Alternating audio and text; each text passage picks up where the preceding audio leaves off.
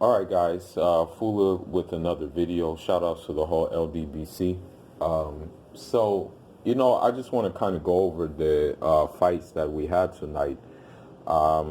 Just a couple of the fights that stuck out, and just kind of like do a little wrap up, a summary of what transpired when, as it comes to the I guess you can say the the glamour division fights, basically.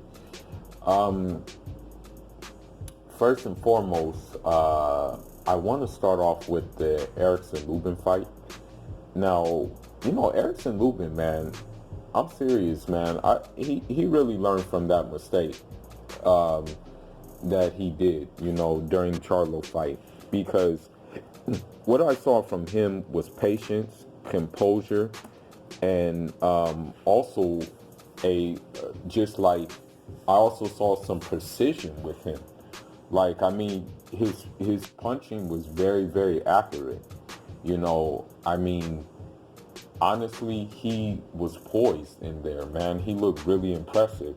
Now, granted, the guy he was fighting up to is a how should I put it? He is a journeyman, at this point in time.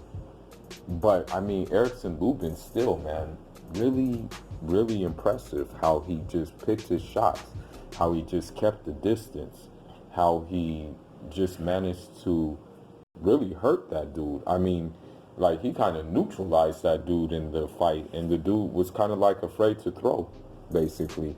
So, I mean, hats off to Erickson Lubin, man. He got the fourth round stoppage because the corner of the other guy threw in the towel. Because Erickson Lubin, I mean, he looked at that guy's head, and it was sure to become a nail very soon, So yeah, I will say that about that. Hats off to Erickson Lubin for that stoppage win.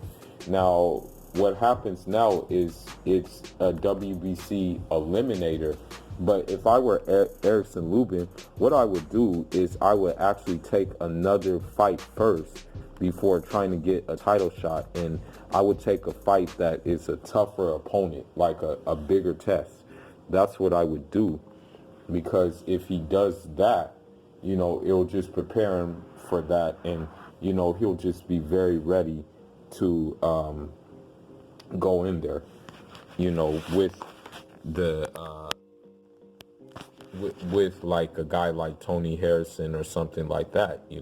So this is why I say that I recommend that he does take like a tune up or something, like like another step up fight.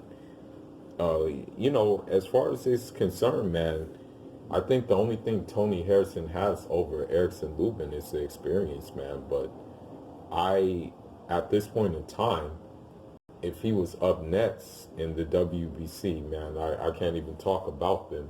But if the WBC were to mandate that fight, I would give Erickson Lubin a good chance at winning that fight, you know. Now, one fight I want to talk about, and I don't even like this guy, but I just noticed too many changes in this fight that I'm like, wait a minute, man, this is something going on. Something's fishy, with this guy. And it was Joseph Parker versus Alex Lepar. Yeah, Joseph Parker versus Alex Lepar. Um, Now, in that fight, man, Joseph Parker, he just for one looked very trim, like super trim. And also, he just seemed like he had extra gears. And I'm looking at him and I'm wondering, like, okay, the Joseph Parker who fought Anthony Joshua, the Joseph Parker who fought Dillian White, the Joseph Parker who fought Andrew Ruiz, compared to this Joseph Parker who fought, I want to say Alex Lepai. he looked like the difference between night and day. And I'm like, what is going on here? I'm like, what is going on? What are we dealing with here? Now, I don't want to assume anything, I want to give someone the benefit of the doubt, but my opinion is, I think he went into the lab and got some gamma rays, man.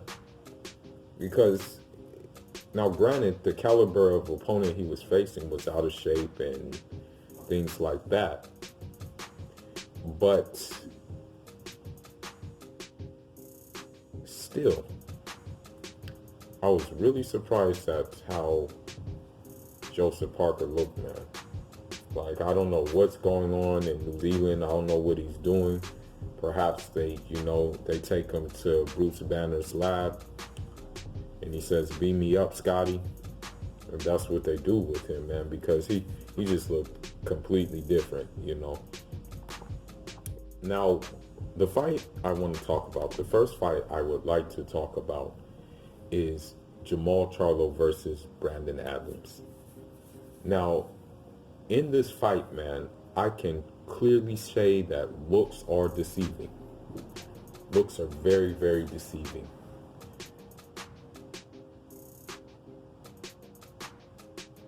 I did not think that Brandon Adams would last 12 rounds, But granted, he was fighting in a cautious way, but sometimes he was going inside with his fighting as well.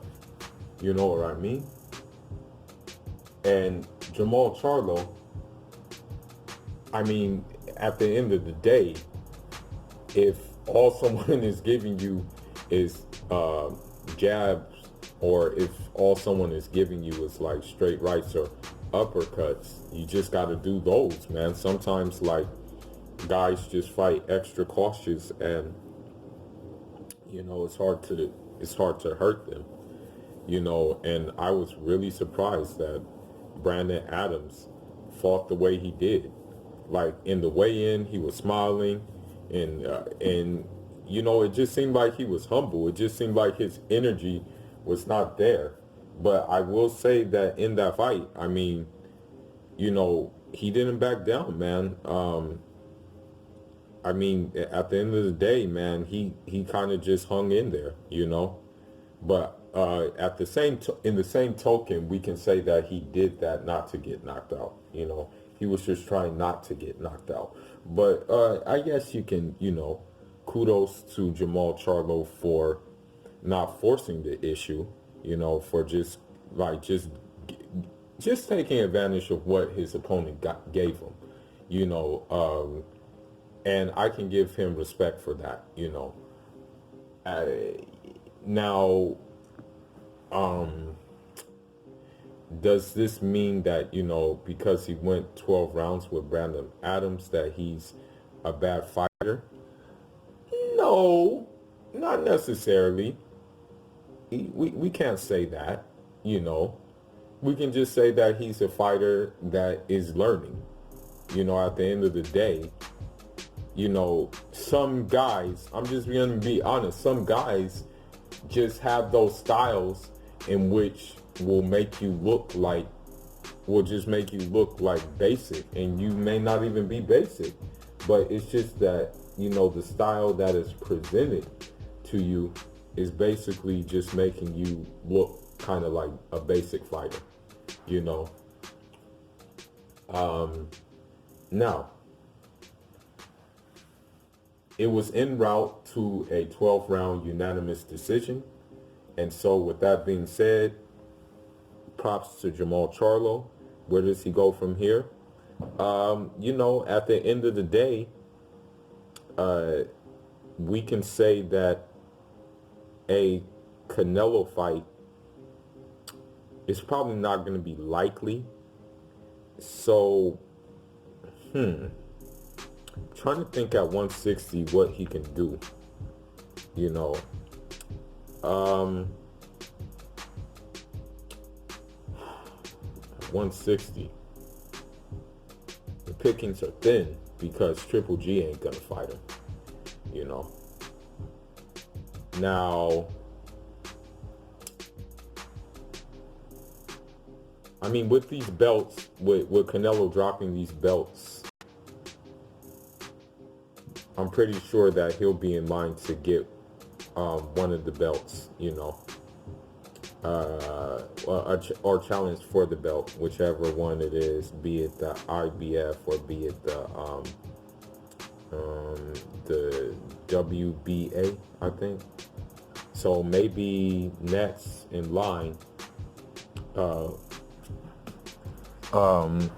we got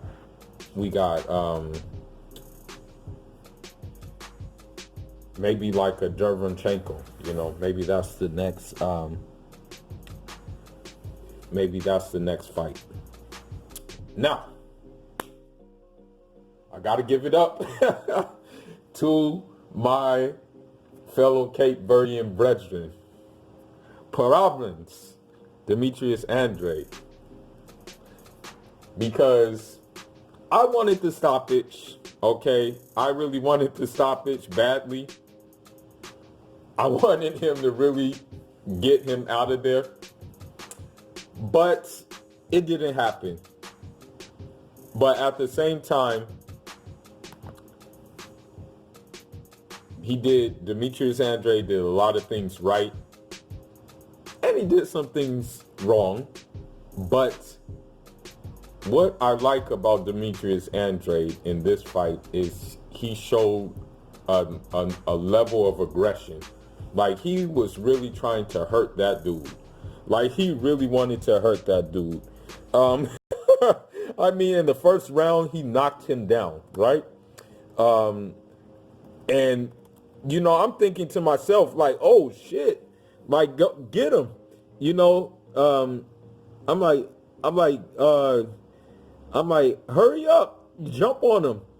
And what happened was he didn't get a chance to jump on him, but at the same time, he shut dude out. I mean, he shut Sulecki out. Sulecki couldn't do nothing with Boo Boo, man. Like, that's the thing. Like, Sulecki couldn't do nothing with Boo Boo. You know, it was just like completely shut out. You know, Boo Boo showed so many different dimensions to him in this fight.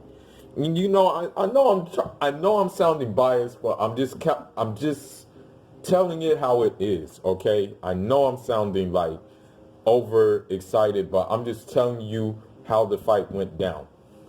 Now, Boo Boo showed different dimensions to him. The one thing I didn't like that he did is he was trying to throw them wide ass looping shots. Like, he was really trying to chin check dude with these wide looping shots. You know, and they weren't even looping hooks. They were like looping straights, basically. What I did like that Boo Boo did was the body work. And I like the fact that he just showed different dimensions. Like, he kept Sulecki on edge. He didn't know what was next to come from Boo Boo. You know what I mean? So I give Boo Boo the props for that. I mean, even there were certain parts of the fight that Boo Boo fought with his hands down. You know, and I'm like, man, this dude right here is showcasing. And the reason why I think he was doing that is because it's a hometown fight. So he knew he had to put on for the hometown. But, you know, Boo Boo, you know, all I got to say, man, is with this fight, man, I just hope to God that this guy is not using, that these snacks that these guys are taking, that every single one of them is taking, aren't Scooby snacks and are giving these guys superhuman abilities. You know, because if they get caught dirty, then they're going to be, I'm no longer going to be a fan. They've lost all credibility with me, you know, if that happens. So, I mean, what's next for Boo Boo, man? After the 12-round shutout that we saw. you know what, man? It would be wishing too much to have a Triple G fight because Triple G ain't gonna fight him. Canelo is on DAZN. He's not gonna fight Boo Boo. Okay? I don't want Boo Boo to move up to 168 due to the simple fact that his power is like moderate level. So I don't think it would travel up there. You know, maybe perhaps it can have the reverse result. I don't know, but I don't think so. So, I mean, the only most likely thing to do right now is that since Charlo has the WBC belt, Bugatti has the WBO belt, the best thing to do right now is for those two to make an explosion, you know. But shout outs to Boo Boo. Shout outs to Mike Veloz, his pad man. Shout outs to the strength and conditioning coach of Boo Boo too. Athletes First. If you want that strength and conditioning and you're in Rhode Island, go to Athletes First Instagram, hook up with him, set up some appointments, he'll have you right. And if you want that work in the boxing conditioning, go to Veloz Boxing on Instagram as well. He'll have you right. But, you know, all I got to say is it was a good night of boxing. You know, out of the fights that were on, I would say that the Bugatti fight was the most entertaining. And it's always been Team Boo Boo here, you know. I got to stick up for my Cape Verdean brethren, man. Because, you know, at the end of the day, you know, I don't want to get too political, but when a country, you know, basically allows you to lay down roots there because of turmoil in your original country, then you have no choice but to ride behind them, you know. And so I give him the props, man. It was a good fight. Only thing that he did that he need to work on too is his balance. But other than that, dude needs to get that work at 160. I'd say that he unifies with Jamal Charlo. Now that Canelo dropped those belts, hopefully he'll be in the running to getting a fight with someone like Derevyanchenko or something like that, maybe two, and get that a title shot too at one of those belts, the IBF or the WBA belt. Since Canelo is not going to relinquish the lineal belt at 160. But anyhow, leave your thoughts, leave your comments. Let me know what you thought about these fights.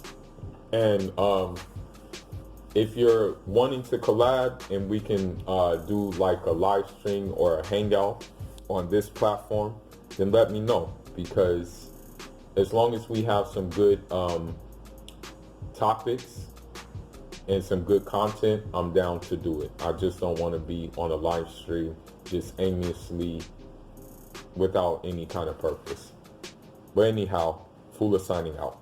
Njada.